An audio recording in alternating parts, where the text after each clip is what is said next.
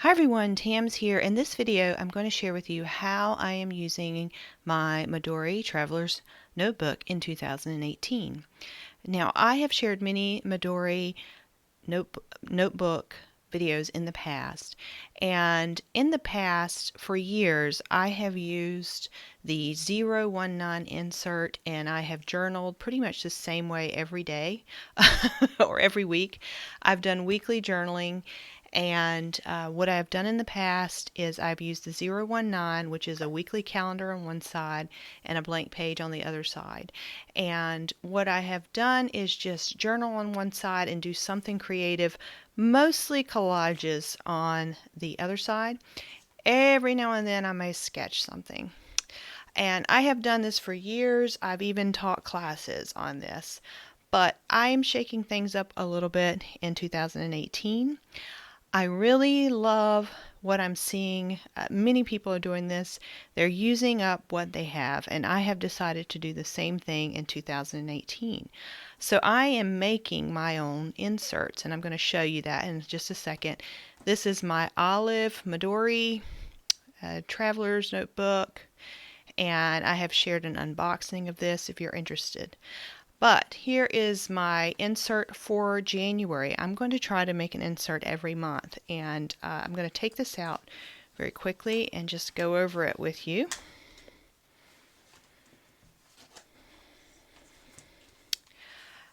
Okay, here is my January insert.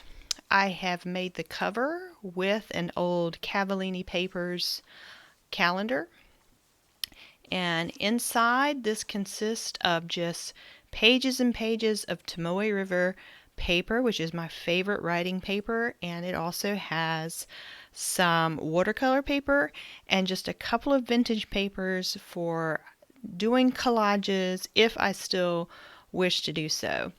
My focus for 2018 is to work on my penmanship and my watercolors for a project that is a little further down the road. How I do that is each day I am doing what's called morning pages, if you're familiar with the artist way. So mostly what I'm doing is I'm doing a lot of writing. So you can see most of the pages are full of writing. I'm not going to share the details of that with you. But I'm also at least once a week, I am practicing some type of watercolor, and I am using my garden as a prompt. So, for example, on this particular week, I bought some Mexican sage on clearance. I really like this plant. It does well in my yard, and I wanted to buy more for this year. And because of the wacky weather in Florida, they've been putting it on clearance at Lowe's for $1.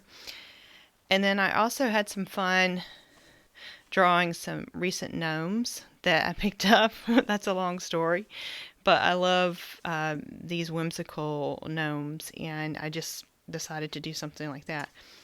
I also have these little vintage music pages in here, and here you can see I tipped in just a random watercolor where I was practicing shells. And this was just the one that looked halfway decent, so I placed it in here to remind myself how much practice is actually needed for watercolor. And then again, you can see if I still feel like doing a collage, I can do so. This is another little shell I watercolored. I've also made tags that are throughout the journal.